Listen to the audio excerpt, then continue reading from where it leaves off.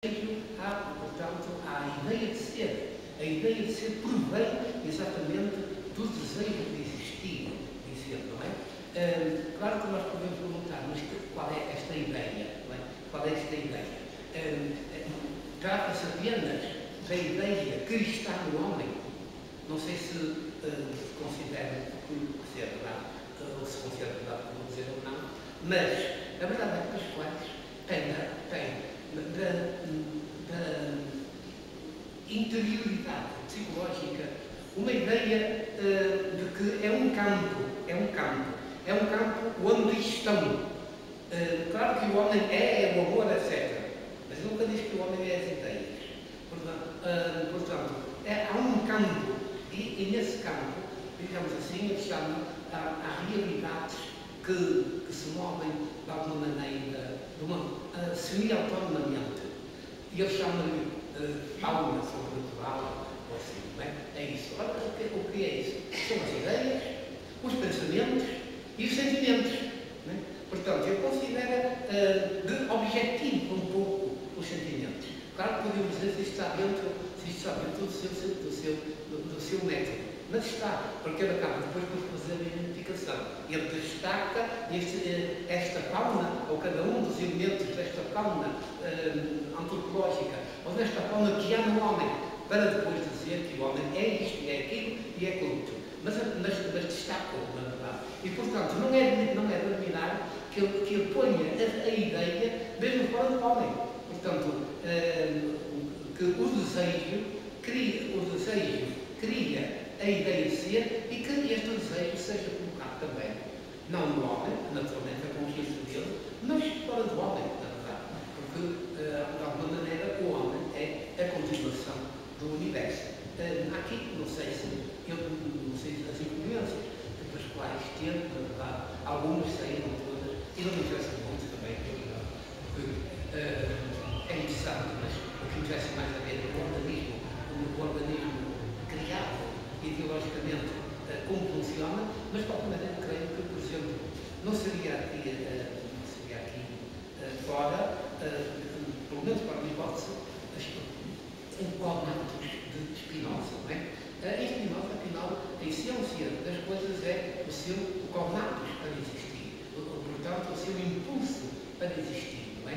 E, no fundo, se assim é, então, o desejo aqui até poder não ser apenas o do homem. Além do desejo, a dor é exaltada no decorrer da obra desta e das outras.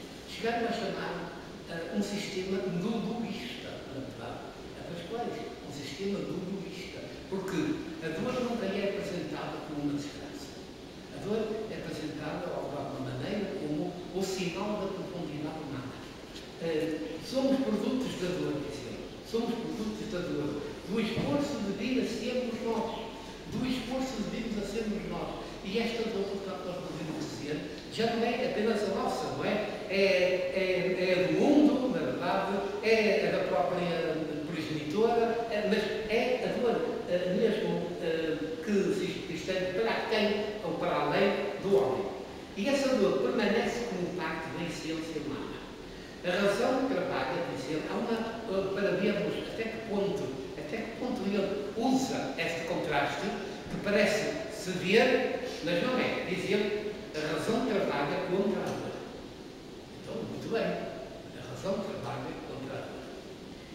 A inspiração deixa-o inspirado na miséria. O que é que vamos dizer? Temos que dizer que ainda bem. Porque, no fundo, o que ele pretende é mostrar, digamos assim, que não se pense com isto, digo aqui, pelo menos que se está a superiorizar a razão. A miséria do inspirado é a fidelidade à sua essência. Portanto, é exatamente manter essa dor, mesmo que seja à custa da frustração. Filho da Virgem, dizia Jesus Cristo, não é? Filho da Virgem, ou melhor, da dor universal. É assim que ele interpreta a encarnação. Filho da Virgem, na verdade, mas depois ele corrige, ou melhor, da dor universal. Daí também a importância da melancolia e de todos aqueles sentimentos, todos os sentimentos naturalmente fazem parte de um todo que é positivo, mas aqueles sentimentos que estão mais ligados à dor, como é a melancolia ou, por exemplo, a saudade, daqui aqui não vou tratar, senão teria que se fazer uma conferência só sobre isso. O desejo. Só se deseja o que ainda não se tem. Conota-se isto com o relevo dado à distância e ao futuro. Heidegger um dia definiu o homem como o ser, eu conheço a tradução espanhola, el ser de los lejanos, portanto, o ser dos longínquos, não é? O ser da longínquidade. O Dasein é o ser da longínquidade. Não cabe em si, o próprio existe, está parado em si e, portanto, o ser da longínquidade. Também aqui nós podemos dizer que é o que acontece com o homem. O homem é, antes de tudo, como é um ser que provém do universo, naturalmente que há nele o sentido da distância. Mas essa distância é tão importante que até pode abolir a objetividade relativamente à qual é a distância. Diz ele, assim, o reino de Deus só existe à distância. O reino de Deus diante de nós não queremos para nada. O reino de Deus só existe à distância, diz ele.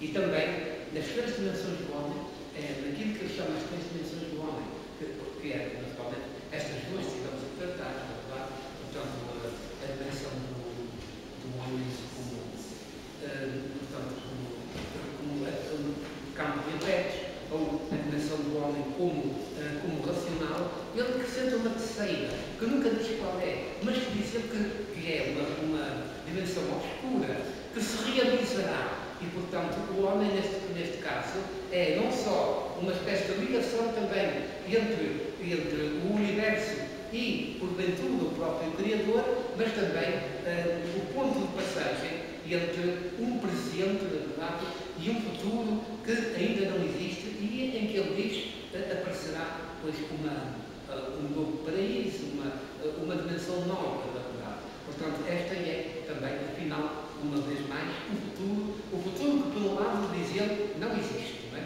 Não existe estruturalmente. As coisas futuras não é questão. Ele chega a dizer, o passado é que é. O passado é que existe, não é? E realmente é verdade. Ninguém pode destruir o passado. O passado é que existe. Portanto, como ser pleno, verificável, é o passado. O presente, naturalmente, sem passagem. E o futuro não existe. Isto é algo que está para vir, mas não existe. Mas, por outro lado, como dimensão do homem, já não como dimensão do tempo, mas como dimensão do homem, aí então sim, é a terceira dimensão e a mais importante delas todas. Bom,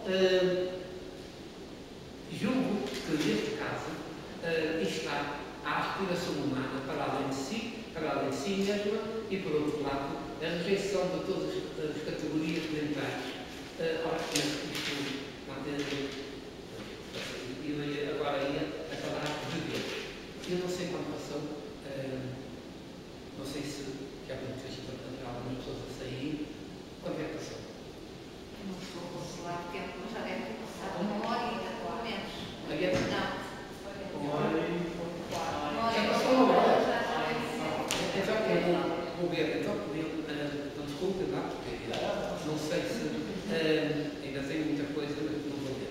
Portanto, eu queria acabar, embora houvesse muita coisa, mas depois no debate podíamos até esclarecer mais coisas, a relação de Pascoais com Deus. Não há dúvida que o pensamento de Pascoais é um pensamento religioso. Religioso é. E ele chega a dizer mesmo isto. A questão religiosa, a única questão, dizer, a questão religiosa, a única questão. Portanto, não há dúvida. No entanto, Pascoais, é claro, não prova, não tem argumentos para provar Deus. E, portanto, o que é que pode fazer? Não é? Admiti-lo por fé. Assim, mas vamos ver em que sentido. Deus, afinal, diz ele, não existe. Ele fala nesta frase, nesse livro, Deus não existe.